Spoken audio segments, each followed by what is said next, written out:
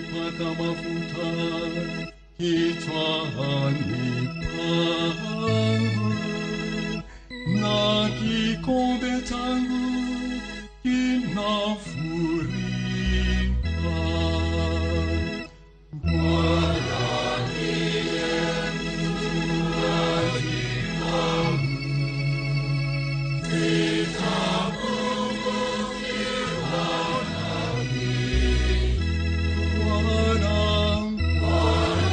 ndiye mchungaji wangu, sitapungukiwa na kitu. Hakika wema na fadhili zitanifuata siku zote za maisha yangu, nami nitakaa nyumbani mwa Bwana milele. Nami nitakaa nyumbani mwa Bwana milele. Bwana ndiye mchungaji wangu, sitapungukiwa na kitu. Bwana ndiye mchungaji wangu, sitapungukiwa na kitu. Bwana ndiye mchungaji wangu, sitapungukiwa na kitu.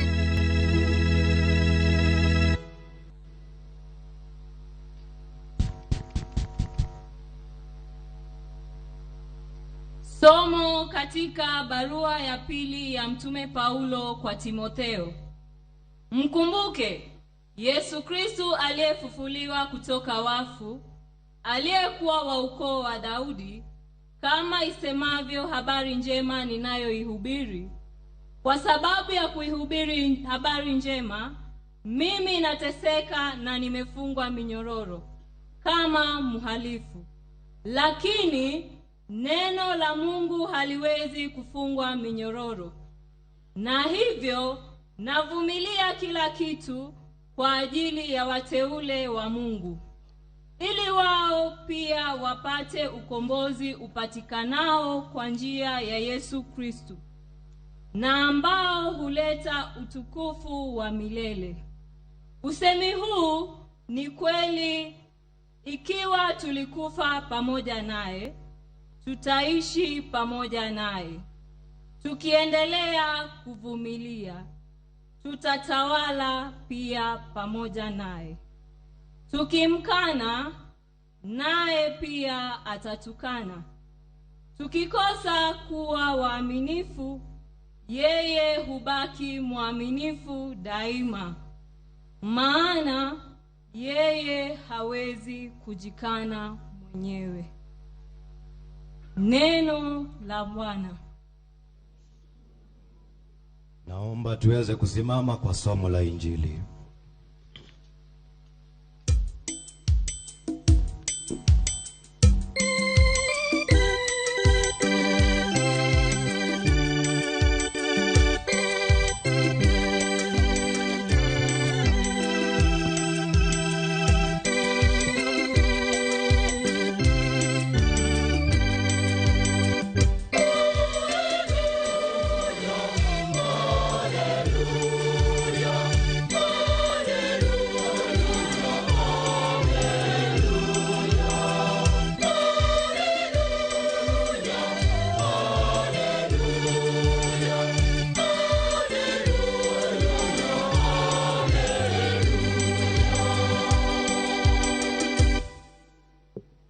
Njooni muliobarikiwa na Baba yangu, asema Bwana. Pokeeni ufalme mliotayarishiwa tangu kuumbwa kwa ulimwengu.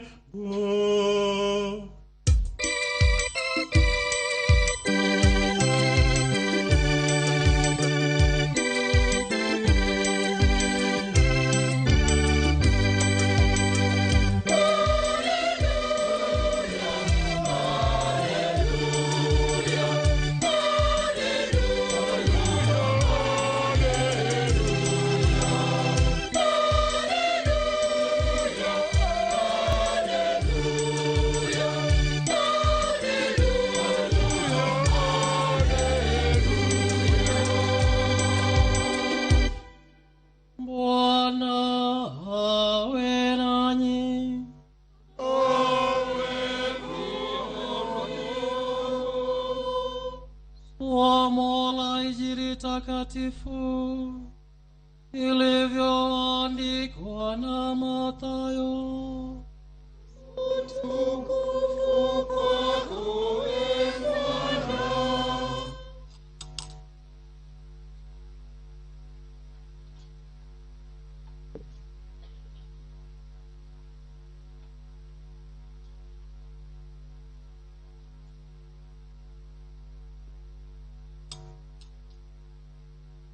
Wakati mwana wa mtu anapokuja katika utukufu wake na malaika wote wakiwa pamoja naye, hapo ataketi juu ya kiti chake cha enzi kitukufu, na mataifa yote yatakusanyika mbele yake. Naye atawateganisha watu kama mchungaji anavyoteganisha kondoo na mbuzi. Atawaweka kondoo upande wake wa kulia na mbuzi upande wake wa kushoto. Kisha mfalme atawaambia wale walio upande wake wa kulia, "Njooni enyi mliobarikiwa na Baba yangu, pokeeni ufalme mliotayarishiwa tangu kuumbwa kwa ulimwengu.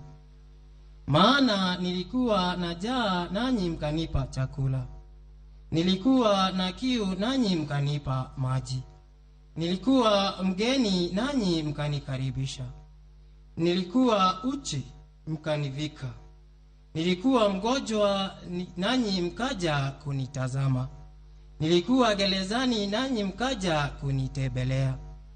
Hapo hao watu wema watamjibu mfalme, "Bwana, ni lini tulikuona mwenye njaa nasi tukakupa chakula, au ukiwa na kiu nasi tukakunywesha maji? Ni lini tulikuona ukiwa mgeni nasi tukakukaribisha, au bila nguo nasi tukakuvika? Ni lini tulikuona ukiwa mgonjwa na mfungwa nasi tukaja kukutazama?" Mfalme atawajibu, "Kweli nawaambieni, kila kitu mlichotendea mmoja wa hawa ndugu zangu wadogo, mlinitendea mimi." Kisha atawaambia wale walio upande wake wa kushoto, "Ondokeni mbele yangu enyi mlilaaniwa, nendeni katika moto wa milele uliotayarishiwa Ibilisi na malaika wake.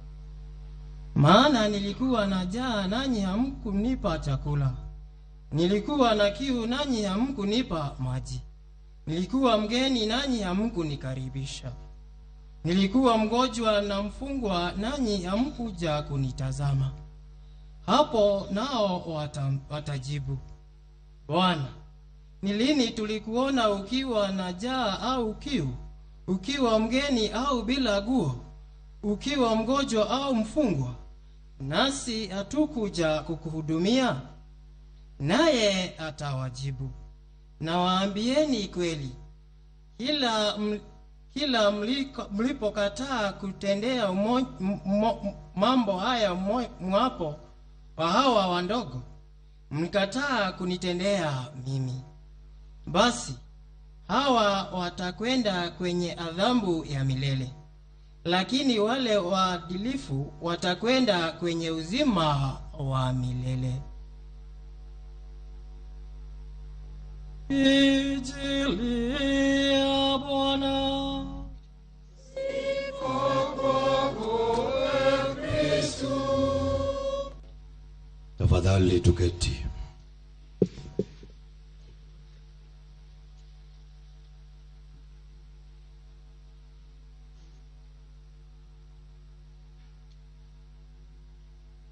Sasa basi, baada ya kulisikiliza neno lake Mwenyezi Mungu, sasa tutasikiliza mawaidha kutoka kwa homilia yake Baba Askofu.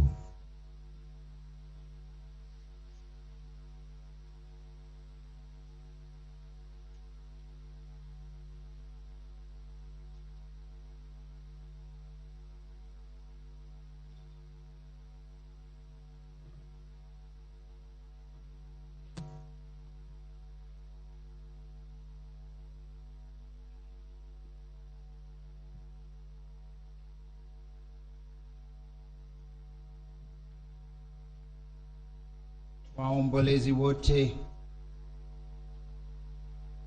wakiwemo viongozi wetu, kiongozwa na rais wetu mpendwa, familia ya baba huyu wa nchi yetu Mwai Kibaki, Wakenya wenzangu wote, watu ambao tunamwamini na tunakili imani kwa Mungu Mwenyezi. Tumesikiza maneno kutoka kwa masomo yetu ya leo. Neno la Bwana linaelekezwa kwetu ili kama vile tunasoma katika kitabu cha Waebrania, ni kama upanga wa upande miwili, na neno hilo linaingia hadi nyoyoni zetu, hadi pale mifupa inashikana. Neno la Bwana linaelekezwa kwetu hata nyakati hizi tunaomboleza kiongozi shujaa, ili sisi tuliowachwa hai tuweze kugeuzwa mwenendo na tuweze kuwa wastahilifu kuitwa wana wa Mungu, na kama nchi tuweze kuitwa wana wa nchi wazalendo. Katika Injili ya Mtakatifu Mathayo, Bwana anakuja akituhukumu sisi sote, na akiangalia maisha yetu na thermometa yake, kipimo chake cha kazi yote tuliyofanya na maisha yote, kila jambo ambalo anaweka katika latiri ni hili: nalikuwa na njaa ukanipa chakula, nalikuwa na kiu ukanipa maji cha kunywa, nalikuwa kolokoloni ukanitembelea, nalikuwa uchi ukanivika nguo, nalikuwa mgeni ukanipa mahala pa kulala. Ni lini Bwana tulipofanya haya yote? Ulipofanya haya kwa mmojawapo wa wale wadogo kabisa, ulinifanya mimi. Latili ni hilo, sio masomo yangu haitawekwa kwa latili, sio sifa yangu hiyo haitawekwa kwa latili, sio maneno makubwa ambao nimezoea kuzungumza, hayo hayatapata njia kwa latili, sio yale ambayo ninajisifia mimi mwenyewe, afya, mwili, nguvu, kadhalika, hata uongozi. Ni kwamba katika jukumu uliopewa na Mungu, mfanyikazi, kiongozi, padre, askofu, mtumishi katika umma, askari na yoyote yule, kama uliweka hili jambo: nilikuwa na njaa, mmojawapo wa wale wadogo. Tunapomwomboleza rais wetu na baba na babu ambaye leo tumsindikiza, tunapata fursa ya kujiuliza kwamba mimi katika jukumu nilio naye, kazi nilio naye, nimeweka haya maanani? Latiri yangu sasa yanguka pande gani? Nafikiri ni vyema nyakati zingine kukaribia kifo. Kifo ni fumbo.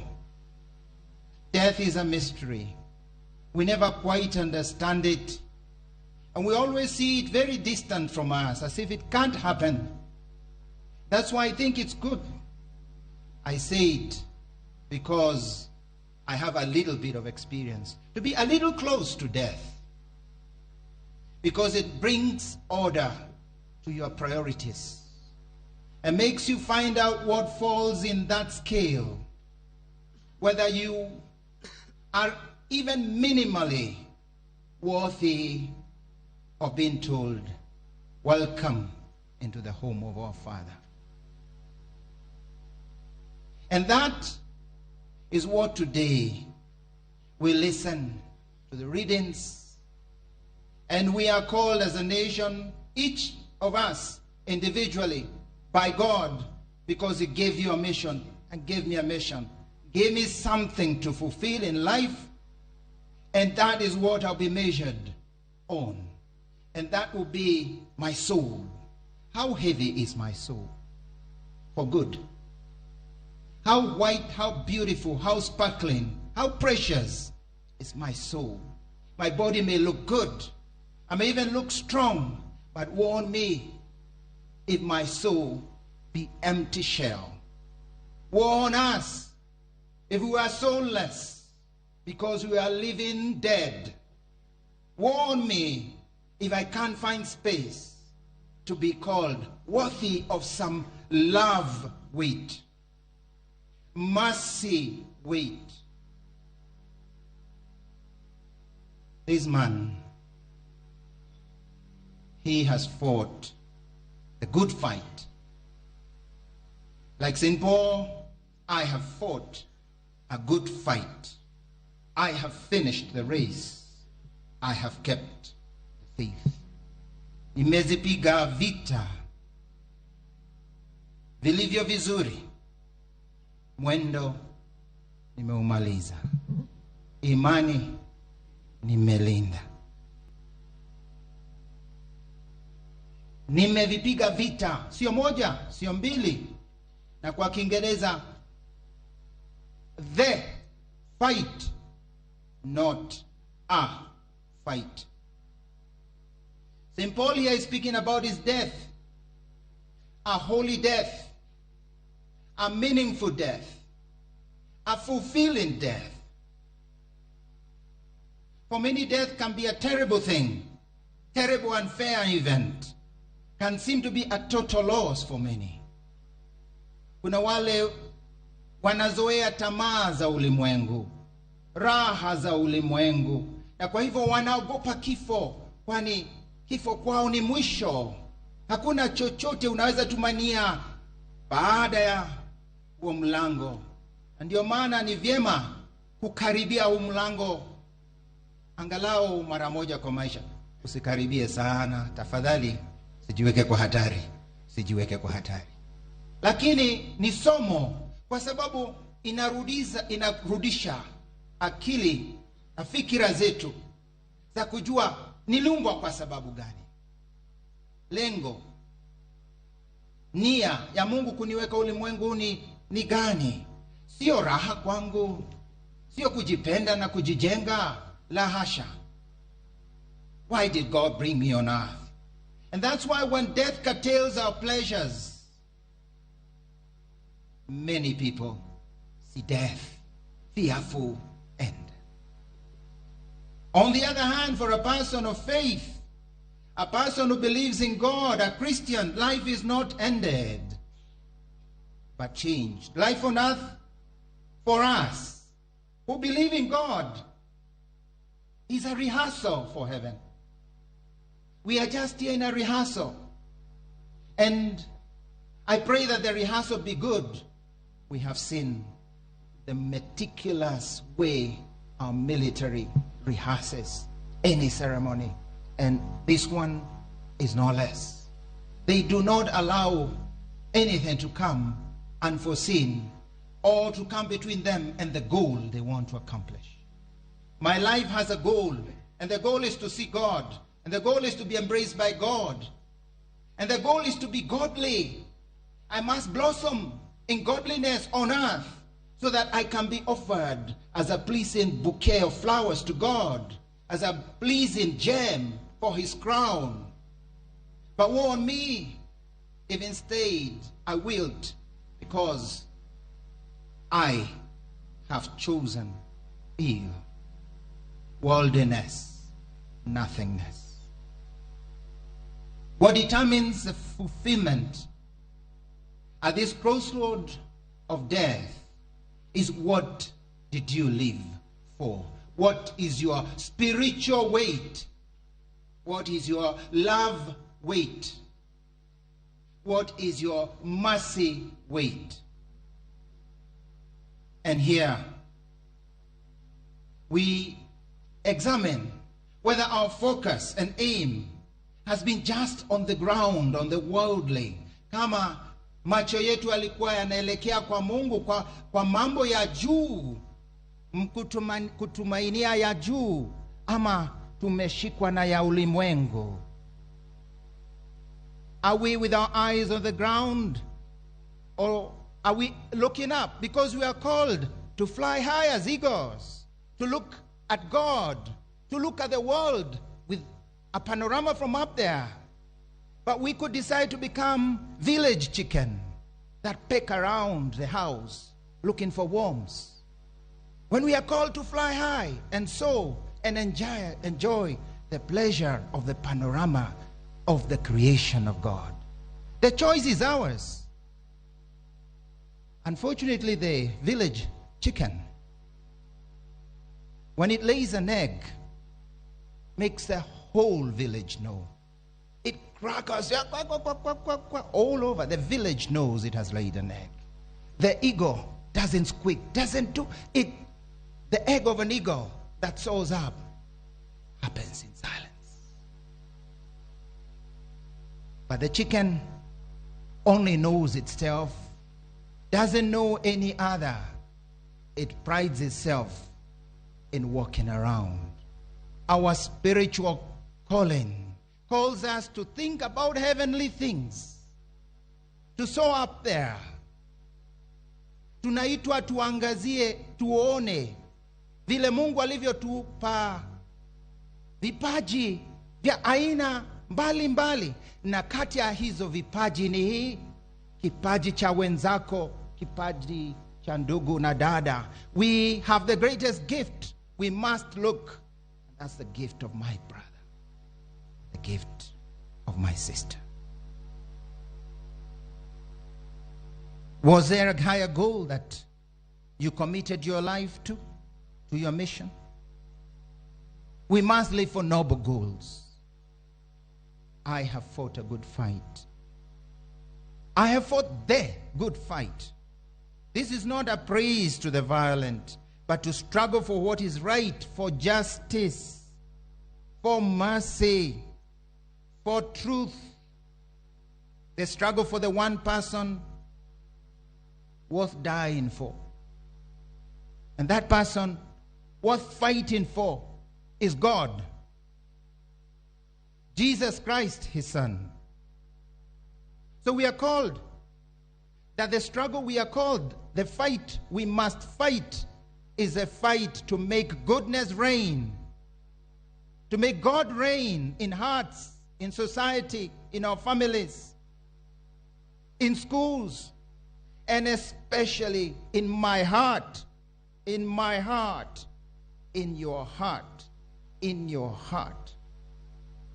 And today, allow me, as we gather around the body of our Father, like a family that wishes to ask for a blessing, like a family that wants to ask, what do you bequeath us?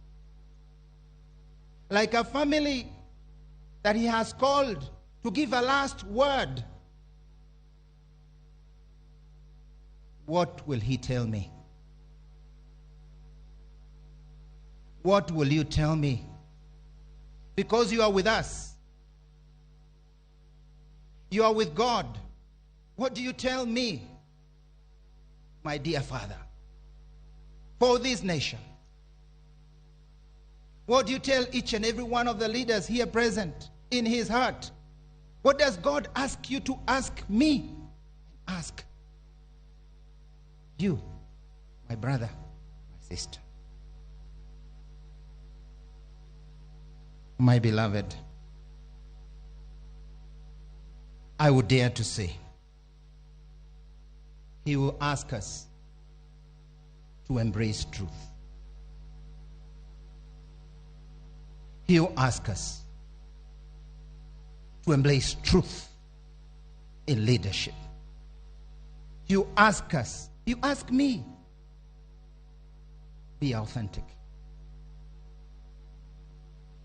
Serve. Don't seek yourself. Be simple. From the early ages of our church, of Christianity, we've seen people dying for truth,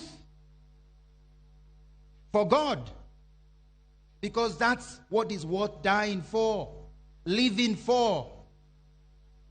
The truth of my neighbor and the goodness. Unfortunately, how scarce this heroism to commit to something bigger than me. That's what he will tell me.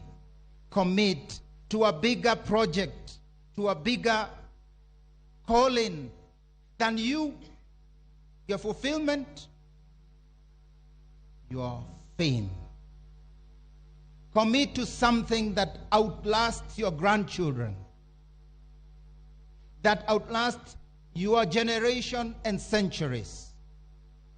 Commit to a truth that never changes. Many times in our dear nation, we have slipped away into the slope of selfishness, of greedy goals, of fake truths, because if God is not with me, I am fake.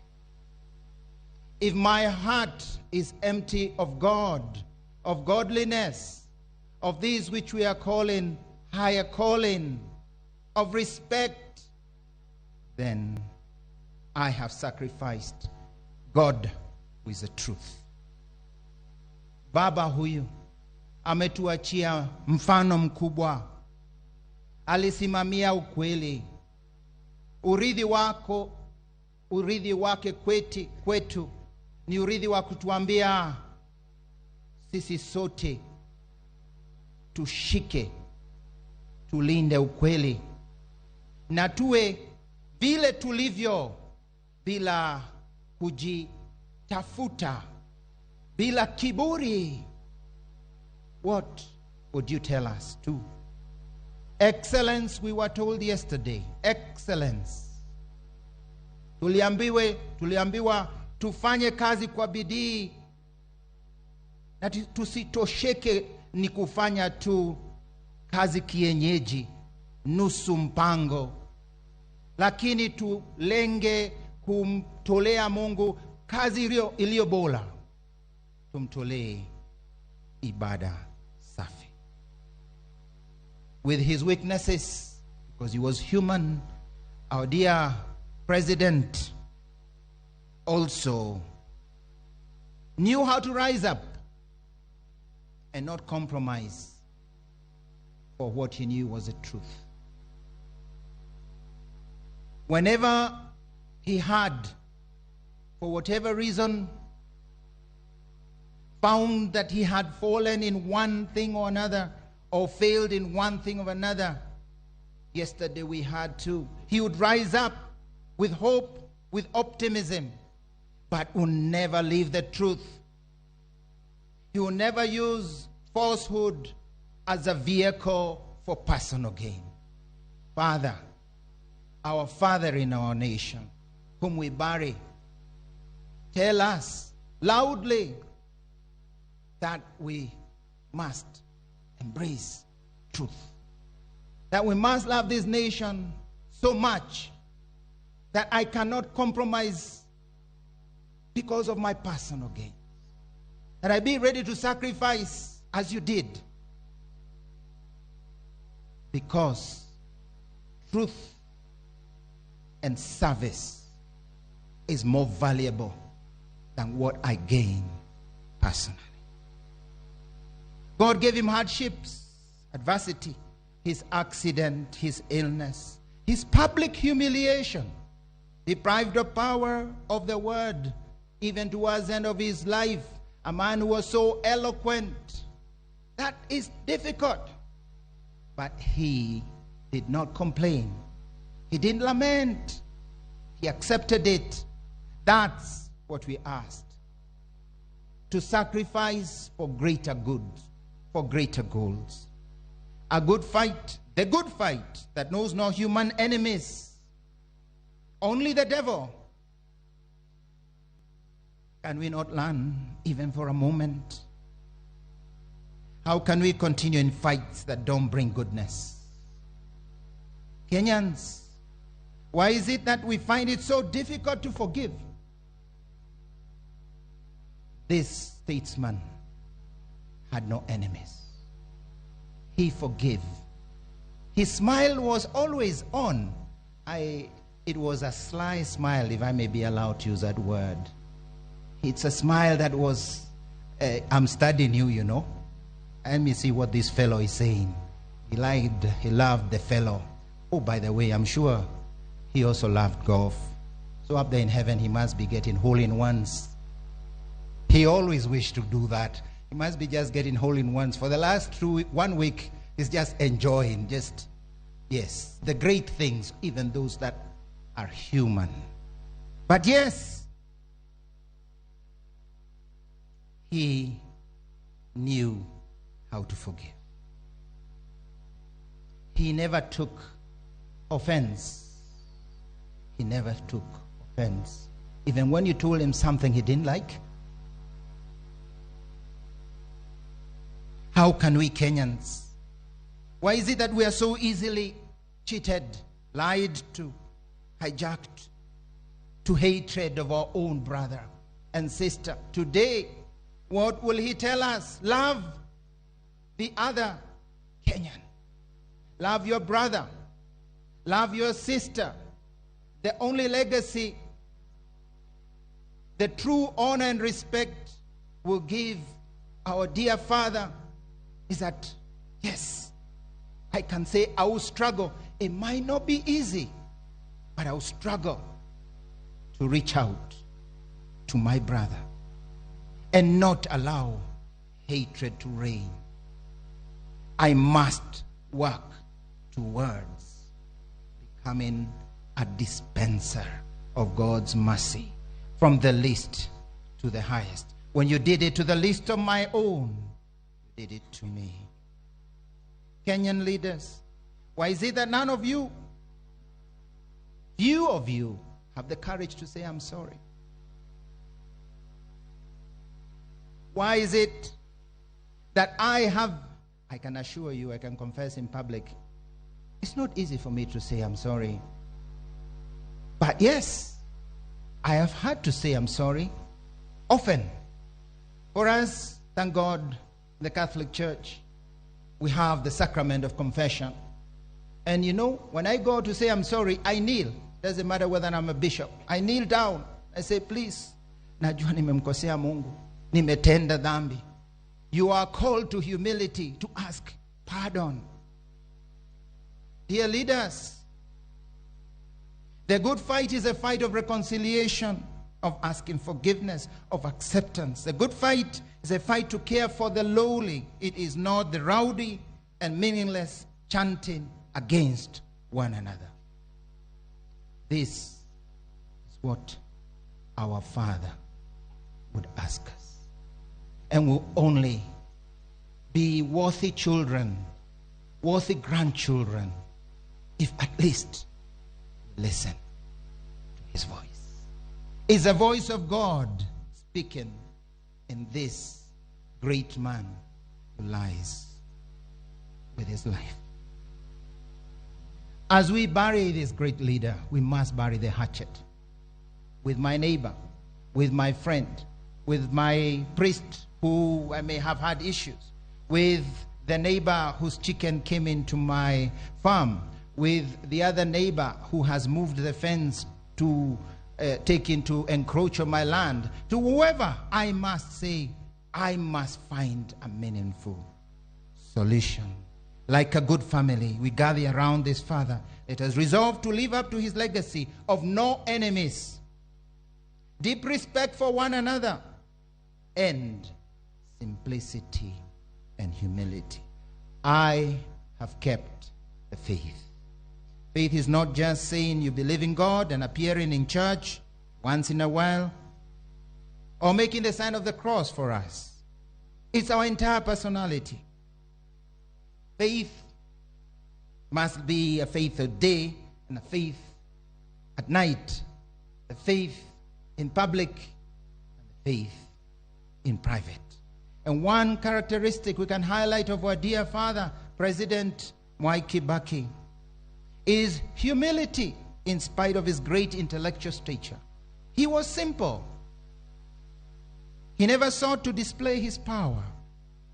He was close to the ordinary person. And today he's giving us a lesson, a great lesson, in his desire to be buried in simplicity. No show, no opulence, just plain simple. Dear family of our dear father, thank you, because this is an example this nation badly needs. Thank you for keeping such a great father of us all well, even in his old age. You've shown us our elders are worth 1,000 times, no matter what effort. Thank you. And today, as a family, give us yet another lesson, never to forget. I remember him coming to the Cathedral of Nyeri, I think it must be 2017 or 2018, with a family.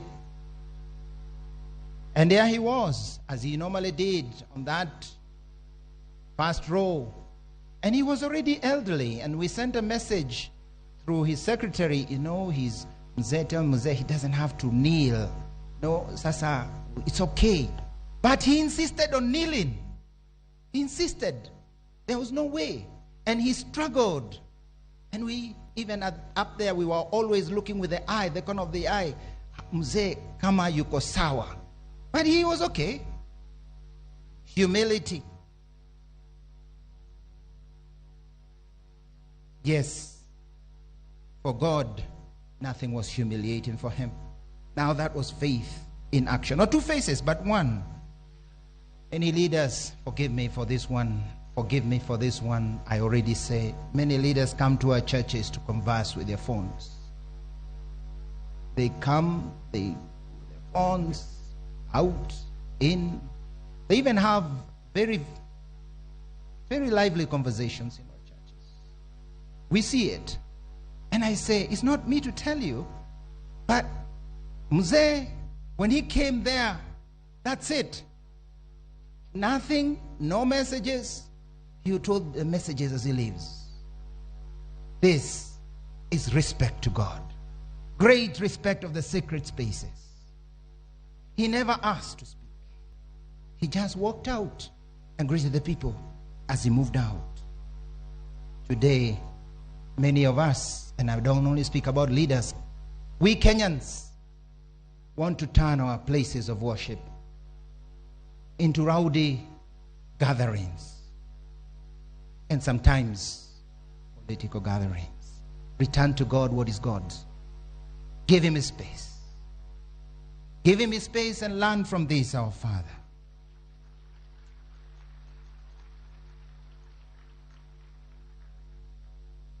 His words would be, Kenya needs us. Kenya needs me. Kenya needs you. Society needs us. God has granted you great talents. God wants you to build something good, but in a different way. Needs us. God needs us authentically Christian, authentically godly, authentically patriotic. Not us, not me, not my political career, not my popularity, not my stomach, but others, the poor, the hungry, the homeless, the orphan, the elderly, the mentally ill. We recall how much Mama Lucy also had that touch for those who are sick, who are suffering. What I do for this, how I serve them. And I recall, especially away from cameras. Away from cameras. The cameras have increased, and therefore we seek them. Eyes of God. Let's build a godly Kenya. My dear people of God, Kenyans, we pray for our father that God may have mercy on him. But we also see how much he did. How much he did especially to the ordinary. Tumuombe kwa roho yetu yote. Lakini tumsifu kwa yale ametuonyesha kwa uongozi bora na tena. Kwa kujitolea. Kwa kuwa akitafuta kawaida kutumikia watu. Sio yeye, lakini utumishi. Asante sana baba yetu. Asante, tutakukumbuka. Lakini tusaidie ili urithi wako wa uongozi ambao ni shupavu usiojitafuta uweze kuonekana kati ya viongozi na hata vizazi vijazo. One final thing that I'm sure he would ask us. That God wants to reign in our mouths. God wants to reign in our mouths. He never said a remark against his competitor. He always joked, but he was respectful. We need a special sanitizer to disinfect our toxic mouths. Not our hands, but our mouths. COVID is on its way out, but there is a new mouth COVID. Sanitize our mouths, our hands also. COVID is not yet gone, but more our mouths. Let's get the toothpaste sanitizer. That's how we'll keep the faith. This, I'm sure, Mzee would ask us. If I misplace his words, Mzee, forgive me. But I am sure he would say just what he loves for our nation. Let God be on our lips. Thank God. Let's say, if God wishes, I will. St. James tells us. Let's also say, sorry God, I stumbled. And also say, here I am, Lord, to serve you and to serve our nation. Our nation needs you. God needs you. Society needs you. Because we must bring goodness. That's the legacy we want to promise our good Father who rests here. Please, let us not destroy that image that he leaves us. God will grant us the graces